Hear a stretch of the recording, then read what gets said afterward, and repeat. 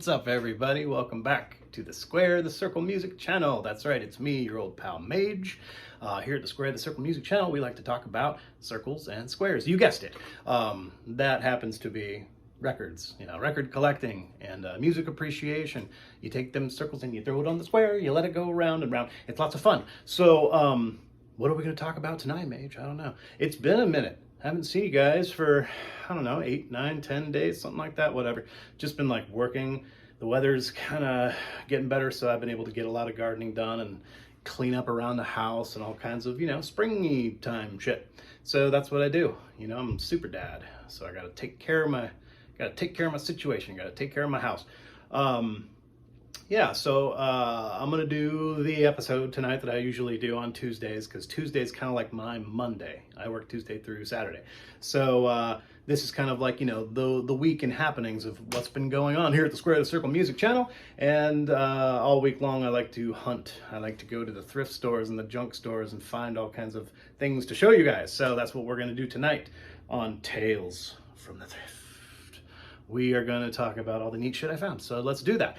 I'll start it off with the compact discs that I found this week, a week and a half. It's been not a lot of stuff. We all know the theme of how things have been rolling lately in this great nation of ours. The prices of everything just kind of like doubling, you know what I mean? All across the board.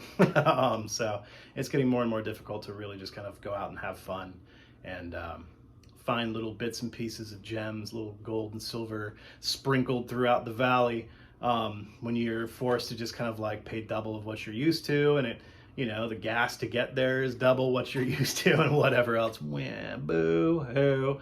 I don't know, I just haven't got out a lot, and I don't just kind of like buy stuff just for the sake of having it anymore. I have to really look twice and look at the condition and the grading of these pieces I'm buying. It's like, okay, is that really worth $4? Like, unfortunately, a lot of times it's not. I just got to be a little bit more picky and choosy. Slim Pickens over here. That's right. Not so Slim Pickens. That's my name. Yeah. So yeah, I'll shut up now with all my goofy bullshit, and I'll just talk about the slim little bit of finds I got this last week and a half. Here's my CDs, guys. You guys know how much I like dork music, so I can't ever pass up anything I see from the Fresh Air series by, of course, Mannheim Steamroller. But this is all interludes, just like soft, subtle piano shit that I love so dearly, and they're all just titled, Interlude 1, 2, 3, Mist, Cloud Cover, whatever the fuck, Velvet Tear one is called. I fucking love this shit. It's really fantastic. It's just, like I said, piano interludes, but there's like a little bit of like soft, Chip Davis does all kinds of weird like synthesizer interjections here and there, but there's like some acoustic guitar sounds and other sorts of, wind chimes and natural sound effects and whatnot. So it's fan-fucking-tastic. For $1, can't turn that away. That's it's actually already in the player. It went straight to the player right from the thrift store when I got home that day. Next cool thing I found is just kind of like some weird ass bootleg, or just kind of like a gas station CD, you know what I mean? Like, looks to be, judging by the picture on the cover, looks to be probably like early 2000s, but I found this funny Yes compilation. That's probably, late 90s, early 2000s. They all look like they're in their mid 40s by this time. And it's only like 6 songs. It's just some of their big hits I haven't listened to yet. So I'm really interested to see. It's just called Extended Versions, but it's got random stuff. Siberian Khatru, they do that version of America, the funny, quirky America song that they did on that one album in the early 70s. Onward from, what was that from? That's from Going for the One. And Awaken, also from Going, and that's like an 18-minute version of Awaken. So I'm interested to see where that was recorded and what it's from. A version of Roundabout and a version of Starship Trooper that are all just like a couple minutes longer than the normal album versions. So really interested to see where and when these were recorded, or if it was just ripped straight from like other, whatever. It's a BMG. It's put out by BMG, so it's legitimate. It's not just some stupid bootleg. I don't know. We'll see. I'm stoked. These were really fun for me to find. I've had these in the past, but then, they get, beer spilled all over them, or they get fucking thrown out the window at some point, or, somebody sits on them in the back of the car and they get snapped in half. Shit happens. They're CDs, boohoo. But thank goodness you can find these for $1 again, and they're magnificent albums. Like I said, I've had them in the past. Love these guys dearly. I'm talking about the band Fish. Found a little cool chunk of Fish CDs and albums that I haven't had for a few years, and these are, in perfect condition. So it was a really fun find. But yeah, this one, of course, being I think their first real live recording that they ever did, probably like early 90s, right? 91, 92. Something like that. It's called Picture of Nectar. Recorded live at a club called Nectar's, I think somewhere in Vermont. These guys are from Burlington. But yeah, really fucking amazing live show by Fish. I think early 90s probably. Yeah, I guess I'll have to check my date on that. I'm not sure. But really fun to find that. Brings a lot back a lot of memories. And another one that I've talked about before and how much I love it. Really, really criminally underrated album by Fish called Round Room. This was probably 2002, maybe. Sorry guys, not very good with my dates. Yeah, it is 2002. Like I said, criminally underrated album by Fish. It just came out in a weird period for them. People were kind of burnt out on them. Anyone that was kind of a Wayward fan and not like a hardcore, festival goer and like a Fish head, you know what I mean? Believe it or not, there are people out there that are Fish fans that aren't Fish heads. I happen to be one of those guys. I love the fuck out of this band, but you wouldn't catch me dead at one of their stupid, silly concerts, festival things that they do, and just kind of like the overblown nature of, yeah, Fish fans are the worst fucking fans in the world. Anyway, this is criminally underrated. It's a beautiful album from start to finish. So even if anyone has never really given Fish a shot, this is going to be an excellent place to start, believe it or not, because like I said, it's that weird kind of like middle career period where they really started to not soften up, but they just started to really kind of like, fall into their comfortable zone. They fell into a wonderful, comfortable zone where they were just happy and felt, enough courage to just put something out there like this. It was strictly music for the diehard appreciators of this band and people who are just kind of like, I don't know. It's just a little more mature, a little more mature sounding. It's magnificent. I'm gonna do like a special episode highlighting this album a little more because, like I said, I feel it's criminally underrated amongst their catalog and amongst lots of albums from this decade and from this specifically this era of like, the late 90s to the late 2000s, where music was just like fucking trash. Most of it was trash. And this was one of my like, one of my stalwart, towers. This was my tower to rest in and hide while, the rest of the world was crumbling around me. And fucking such a great little kind of a cool concept album. But yeah, everybody check out Round Room by Fish. I was really stoked to find that. So sorry about the rambling about Fish there for 5 minutes. Let me wet my whistle. So I got lots of cool cassette tapes this time. I usually don't find any great cassettes. And this last week and a half, I didn't find any fucking CDs, but I found lots of great cassettes. So really excited when I can get these like $2 for $1, sometimes $5 for $1. I found a chunk that were like, well, $5 for $1, but I only took 4. First one, I don't know. I love every time I've heard this and spun it and bought it at a junk store. I love it. And now I have it on cassette. Firefall, and their album Lunacy. Just super dark music, right? Isn't it just kind of like prog adjacent, kind of mixed with some kind of yacht rock kind of feels, I don't know. I can't wait to get more familiarized with this one. Yeah, Firefall's pretty sick.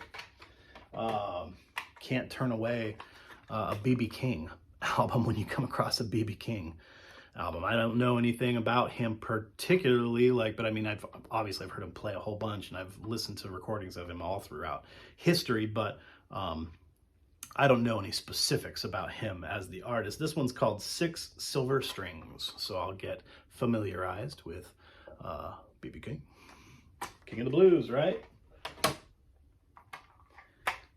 This kind of confused me at first. I don't really know much about this band either, but like growing up kind of hearing it on the radio, and like, you know, everyone's dad and uncle kind of like has this music lying around in the house when you're growing up. But the band called REO, it's REO Speedwagon, isn't it? I don't know. I never knew that they, in their earliest faction, their earliest days, they were just called REO, I guess. This is like 1976, so that would be pretty early for them. Because really they were only a popular band like in the early 80s to mid 80s. So this is like damn near mid 70s. I'm interested to see what this is like, if it's still more kind of just like, you know, blues rock, you know, kind of stuff, or if it's more kind of like psyched out, maybe proggish, who knows, we'll see. That'll be fun. It's been a while since I've listened to any Steve Martin. I've had lots of his vinyl, you know, all those albums that he has all throughout the 70s. And I remember this one being hilarious. So, you know, now I have it on cassette. I can put it in the work truck and laugh along.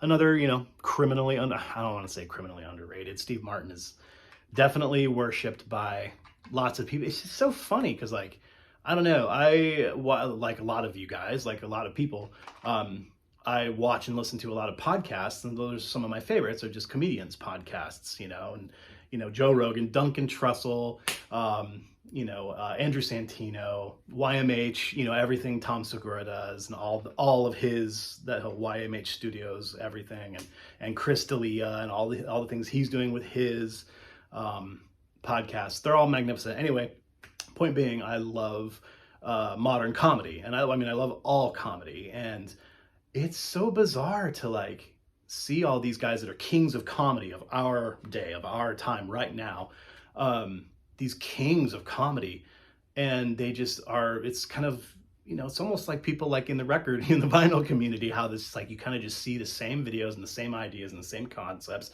and everyone's got the same, you know, cookie cutter version of reality. In a sense, it's just kind of like this echo chamber on the internet of who's the best, who's the GOAT, what's going on, who's the funniest, who's the funniest man alive, who's the funniest woman alive, all that. You know, people say Bill Burr, and people say, you know, Dave Chappelle, and, you know, all that kind of stuff. No one ever talks about, you know, and Bill Murray and whatever, like the legendary, you know, height of these comedians, and no one ever mentions the name Steve Martin anymore, and that kind of fucking bothers me. I think Steve Martin is the funniest man alive. Still, the living legend. He's still a living legend. He's still performing. That's like the last pair of tickets I bought for my parents before my mother died. I sent my folks on an anniversary outing to go see Steve Martin and Martin Short do their live comedy on stage thing that they do. And those fuckers will get you pissing in your pants. Still, they've been on stage performing comedy for people for fucking 50 years. And I don't know, man. I'm of the opinion that Steve Martin and Martin Short and a lot of other people, but there's my there's my diatribe. I say Steve Martin is the funniest man still living. The fucking genius. So yeah, stoked to have some Steve Martin lying around the house. Gotta have Steve Martin lying around the house. Found a cool best of ZZ Top. I'm not a giant ZZ Top fan. I have Tres Hombres. I put that on when I'm in a good, it's kind of like, it's barbecuing music, you know what I mean? Like when I have people over and I'm like fucking smoking some ribs and shit, like I'll put on Tres Hombres, you know? But now I have kind of like the best of, and this one's got more of their kind of like 80s shit on here, doesn't it? Tush and Waiting for the Bus, and no, it doesn't have their mid 80s stuff and early 80s stuff. No, because this was put out in like 1977. Sorry, so it doesn't have like Sharp Dressed Man, and it doesn't have a lot of that stuff from the 80s, but that's what I'm kind of more familiarized with. But now I can get more familiarized with mid 70s and early 70s ZZ Top, which I will do. Stoked about this one. I haven't listened to this for a long time. I found a copy of AbCab.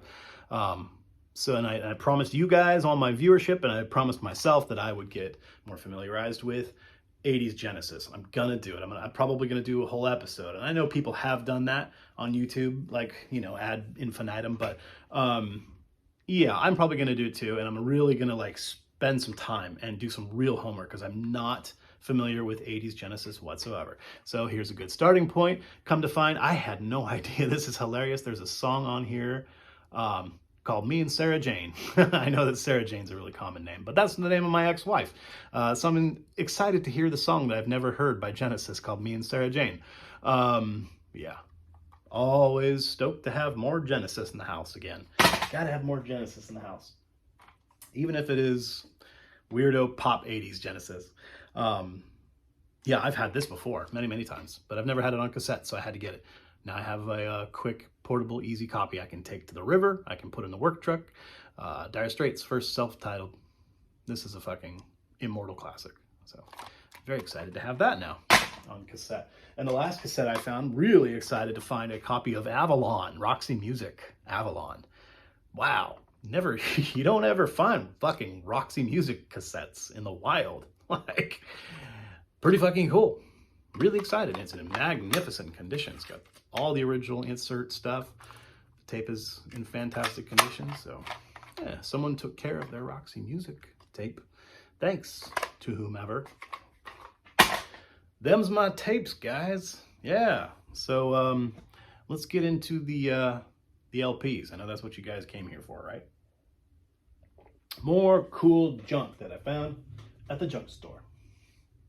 I always pick up those tinkle tunes that I love so much anytime I find something new that I don't have as part of, like, you know, numerous series that all of these, you know, record companies did in the late 70s, early 80s, these, you know, mood music, easy listening, jazz stuff. I love them all. Especially love Narada and Windham Hill. Anytime I find anything by those two record companies, I pick them up. But these are a couple in a series that I have never seen and I don't have in my collection now. So I got them now. One's called Ember and the other one's called Nightfall. I think Nightfall is just one pianist. Yeah, it's all piano solos by a man named David Lanz. And of course, these are both in immaculate condition. The vinyl's just like they've never been played. Nobody keeps these records. Nobody plays these records. And I adore them, because they're always in mint condition too. This is a duo, Michael Jones and David Darling, play on the album Amber. So I'm excited to see what these are all about. Very likely just kind of like, this one's probably like harp and piano, you know, maybe some acoustic guitar and piano. So I love this shit. So always excited to find a few super clean copies of that. Okay, guys, I'm gonna be a little bit of a contradictory asshole here. When you come across a copy of not everything by this guy, but specifically this one, just because this is kind of one of the most like kind of monumental recordings of him, best-selling recordings of him of all time. And it's kind of enigmatic, just the photo on the cover. And I mean, it's like an excellent copy in the wild for $4. Like, I couldn't not buy it. I don't fucking like Bob Dylan. I don't really like Bob Dylan at all. There's nothing I really like by Bob Dylan at all. So, but here I am again. I fucking bought like a novel by the guy at a bookstore like a few months ago, just like with the intent of like, I'm gonna try again. I'm gonna try for the first time in probably more than a decade and really dig deep and just really try my hardest to find something within his career that I really appreciate. I've gone on record and I've said that, you know, everything off of, Blood on the Tracks is pretty dope. It really kind of is. There's at least 2 or 3 tracks on there that I can totally get into and appreciate and love. And this is just, you know, his greatest hits. Like, you know, probably the most, you know, the most purchased, you know, the most popular of all his albums, really. So I'm gonna try it again, guys. Dude, and it's just like shimmering and shining. The luster on this bitch, when I saw it for $4, I was like, okay, I just can't not buy Bob Dylan's greatest hits for $4. You gotta do it. That's like the staunch, like, collector, like, you know, record guy in me. It's like, I can't not buy that. Because even so, if everything goes tits up and I still hate Bob Dylan after, reading that novel and listening to his greatest hits a few times over, if I still hate Bob Dylan, it'll go in the record sale box, for the record show, and I'll probably sell it for $7. So whatever. The nature of the game, right, folks? Incredibly happy to find a super clean copy of Hergest Ridge by Mike Oldfield. I've had this before. But it's like, again, things float away. Sometimes if I fishing through the collection and I see, any selections, it's like I haven't spun that in over a year or more, and I don't really remember anything on it, and I don't really have a hankering to actually spin it and listen to it right now, I'm just going to pluck that out and I'm going to put it in the sale box and I'm going to give it to some other happy soul who needs it. You know what I mean? Like, I don't just let it sit on the fucking shelf and gather dust for another year until I get around to it, records come, records go. And that's my philosophy in a sense. But this one had to come back because it was cheap and it's absolutely, immaculate. It's actually on the player. It's on the player right now, or else I'd show it to you. And it is. It's in mint condition. The jacket is in magnificent condition. So, really happy to have a copy of Hergest Ridge. 1974, right? Mike Oldfield, maybe 73. No, 74. Classic album, classic. Another classic artist that I am not hyper familiar with, but in the same vein as kind of like the 80s Genesis, I never really listened to any Mike Rutherford in the 80s. For obvious reasons, when you see this, you're kind of like, yeah, okay, I don't really need to, do I need to look at this? And then you see him in the funhouse mirrors, and it's like, what's happening here?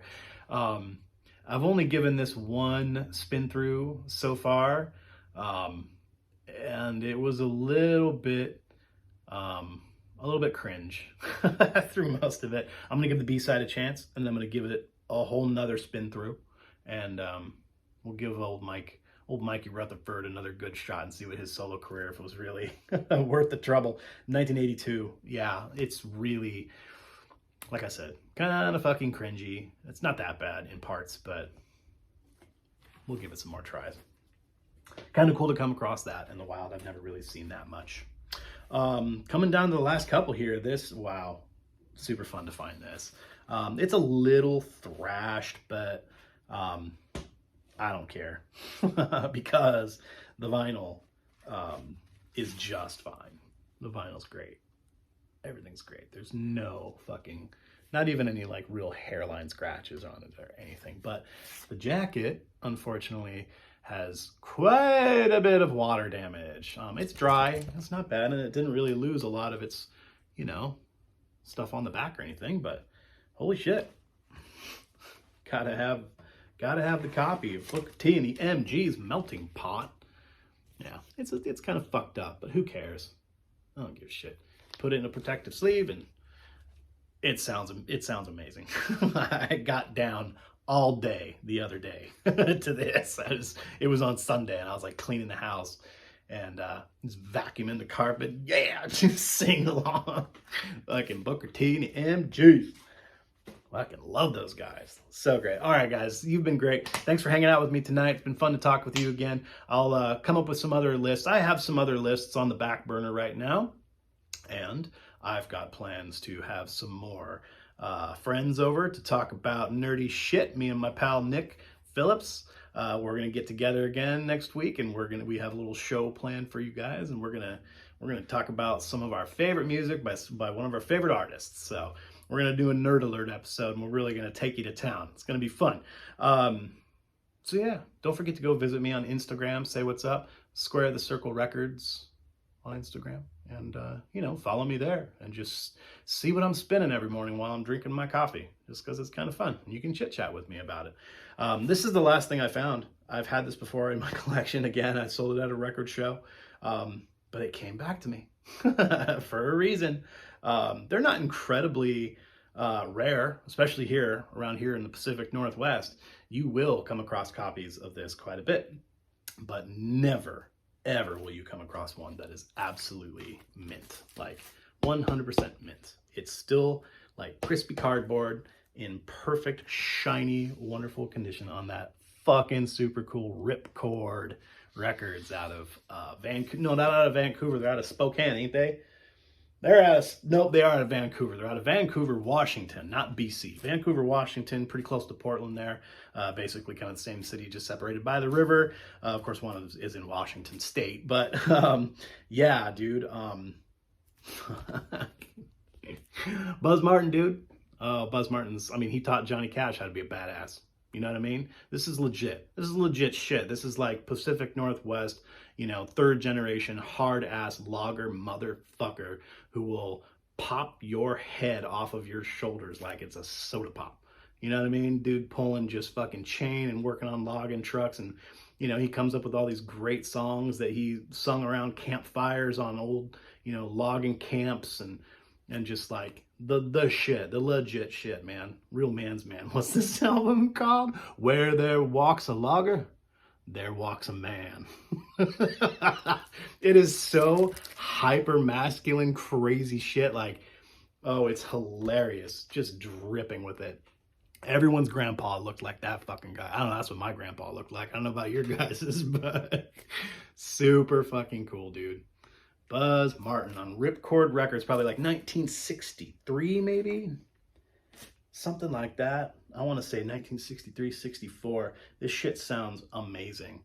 It's super cool. Why don't I have a release date on here? I better look that up. But it had to be early 60s. Anyway.